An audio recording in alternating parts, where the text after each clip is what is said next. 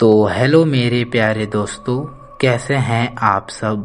मैं आशा करता हूँ आप लोग बिल्कुल ठीक होंगे।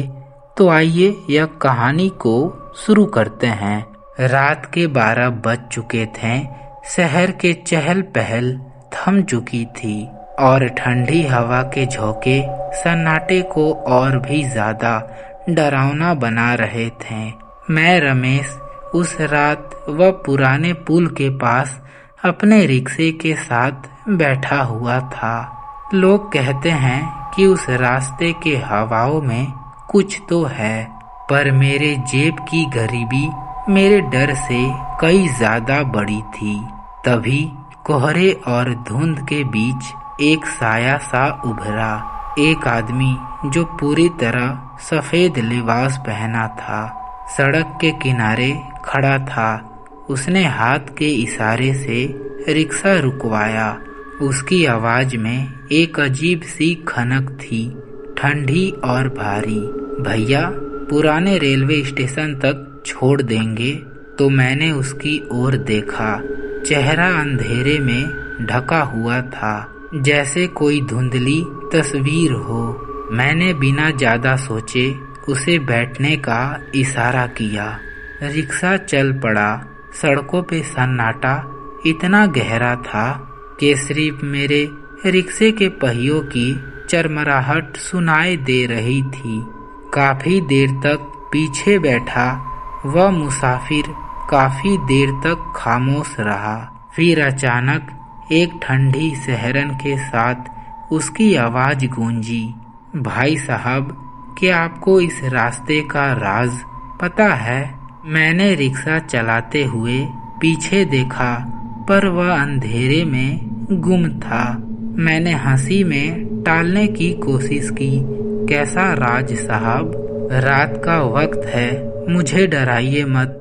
तो वह फिर बोला, बहुत साल पहले इसी वक्त और इसी रास्ते पर एक रिक्शे वाले ने एक मुसाफिर को स्टेशन छोड़ा था और वह रिक्शा वाला कभी वापस नहीं लौटा।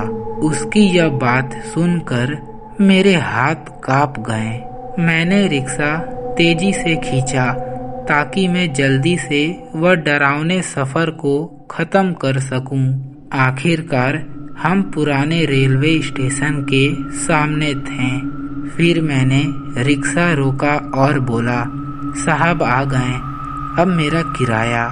फिर मैं पीछे मुड़ा तो मेरी चीख गले में ही अटक गई। रिक्शा खाली था, वहाँ पे कोई नहीं था। मेरे रोंगटे खड़े हो गए। स्टेशन का गेट बंद था और सन्नाटा इतना था कि मुझे मेरी ही धड़कनें साफ साफ सुनाई दे रही थी। मैं कांपते हाथों से रिक्शे से उतरा ही था, लेकिन तभी मेरी नजर मेरे सीट पे पड़ी। वहाँ पे एक पुराना धूल से सना सिक्का पड़ा था और उसके पास कागज का एक टुकड़ा। कांपते हाथों से मैंने वह पर्ची उठाई। उस पे स्याही से लिखा था, धन्यवाद मेरी आखिरी यात्रा पूरी करने के लिए। अगले दिन जब मैं उस इलाके के सबसे बुजुर्ग को यह रात का घटना बताया तो यह सुन के उनके चेहरे का रंग उड़ गया।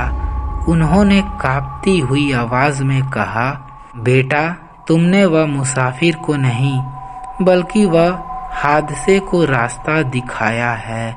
10 साल पहले एक रिक्शा वाला इसी रास्ते पर एक आदमी को स्टेशन छोड़ने गया था। वह आदमी अपनी जिंदगी की आखिरी सांसें ले रहा था और उस रिक्शे वाले का तब वहाँ पे क्या हुआ यह कोई भी नहीं जानता।